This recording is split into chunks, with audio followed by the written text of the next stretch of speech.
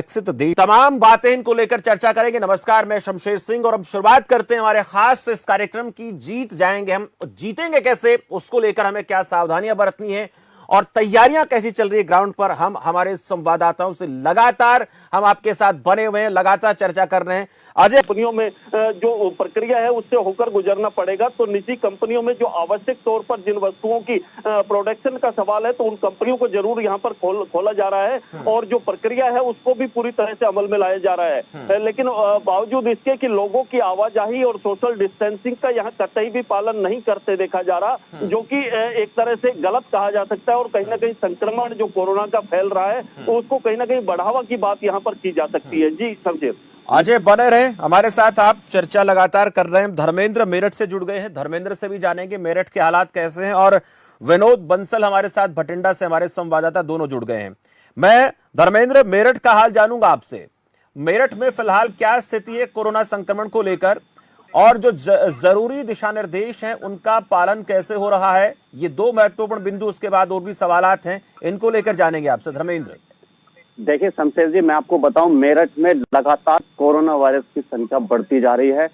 Corona virus की जो संख्या पहुंची है वो 75 तक पहुंच गई और मरने वालों की संख्या 3 पहुंच गई है। मैं आपको रात की बात बताऊं, मेरठ के एक रजबन बाजार है, उसमें एक महिला, प्रेग्नेंट महिला है, उसमें कोरोना वायरस की पुष्टि हुई है, जिसे देखकर क्षेत्र में भी हड़कंप मचा हुआ है। अगर पुलिस प्रशासन या स्वास्थ्य विभाग प्रशासन की अगर हम बात करें तो लगातार सख्ती बरतने के बावजूद भी लगातार रोज 1 या 2 कोरोना पॉजिटिव मेरठ से निकल रहे हैं। अगर लॉकडाउन की बात करें तो मेरठ के लोग लॉकडाउन का पालन अच्छी प्रकार से कर रहे हैं।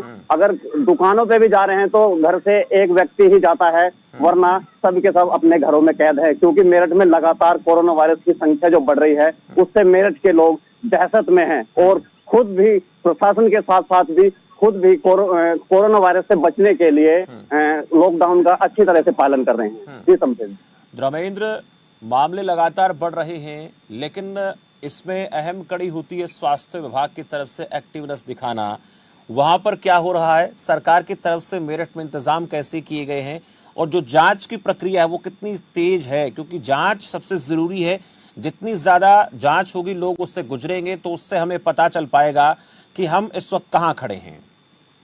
देखिए शमशेर जी, अगर स्वास्थ्य विभाग की मैं बात करूं तो लगातार एक्टिव है और जगह जगह जाकर सैंपलिंग भी कर रहे हैं और लगभग जो बहुत जल्दी से जल्दी कोशिश करते हैं कि सैंपल की रिपोर्ट आए और उसके बाद में आगे की उपचार उनके लिए किया जाए। जी, जो एसेंशियल सर्विसेज की बात करें वो कैसी देख रहे हैं आप?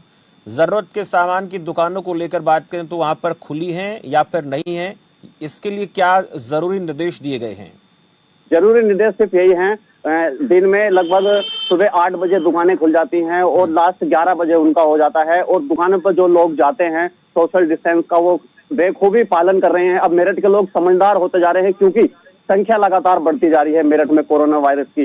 अगर मैं आपको बात करूं, प्रशासन स्वास्थ्य विभाग की अगर मैं बात करूं कि वो लापरवाही बिल्कुल नहीं है, एकदम एक्टिव है, क्योंकि मेरठ से अब तक 13 लोग, अब 13 से लगभग 13 से और 19 लोग लगभग अब तक मेरठ से ठीक हो चुके हैं। ये अच्छी खबर है धर्मेंद्र, 19 लोग ठीक हुए हैं, ये अच्छी खबर है। लेकिन एक बात और पूछेंगे, जो दुकानें खासकर कौन कौन सी खुली हैं, जो अहम जरूरी, चाहे राशन की दुकानों की बात करें, बिजली की दुकानों की बात करें, या फिर और जो तमाम जरूरत की चीजें होती लोगों की, महत्वपूर्ण गर्मी के मौसम की बात करूंगा, वो खुल रही है कि नहीं खुल रही है?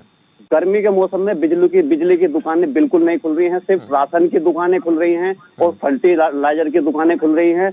केवल यही दुकानें खुल रही हैं जो सबसे ज्यादा इंपॉर्टेंट हैं, लेकिन बिजली की दुकानें बिल्कुल नहीं खुल रही हैं। बिजली से गांव के लोगों को बहुत सारी दिक्कतें आ रही हैं क्योंकि उनके उपकरण खराब हो चुके हैं और अभी ठीक करने के लिए कोई भी अभी तक ऐसी दुकानें नहीं खुली हैं कि उनके पंखे वगैरह, फ्रिज वगैरह, फिर पहले बात तो गाँव में बहुत कम होते हैं। कैसे लोग इसका हल निकाल रहे हैं? गर्मी में परेशान हो रहे हैं या फिर कुछ उन्होंने अपना इंतजाम कर लिया है, किसी इलेक्ट्रिशियन से अपना काम करवाते होंगे? हालांकि किसी के घर में जाना जो है वो अलाउड तो नहीं है, पर फिर भी लोगों को इस चीज के लिए ये अहम है कि वो कम से कम उनके उपकरण, किसी परिवार में किसी के एक पंखा, एक कूलर है, छोटे छोटे मासूम बच्चे हैं तो परेशान तो होते होंगे। बिल्कुल परेशानियों का सामना बिल्कुल करना पड़ रहा है। वैसे तो प्रशासन, अगर मैं लाइट की बात करूं तो गांवों में भी लाइट की व्यवस्था अब सही हो गई है। और उपकरण की बात करूं तो जिनके उपकरण खराब हैं वो बेचारे कुछ भी नहीं कर पा रहे हैं, क्योंकि सिर्फ अपने जो देसी वो होता था पहले, जो चलते थे देसी बिजली चलते थे, उन्हीं से ही लोग गुजारा कर रहे हैं। बड़ी दिक्कतें सामने आ रही है, क्योंकि बिजली के उपकरणों की दुकानें बिल्कुल नहीं खुल रही हैं।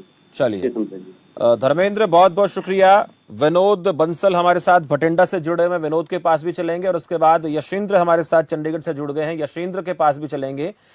विनोद बंसल जी, जो जरूरत के सामान की हम बात करें वो कितने ज्यादा लोगों को मुहैया हो पा रहे हैं, और इसके अलावा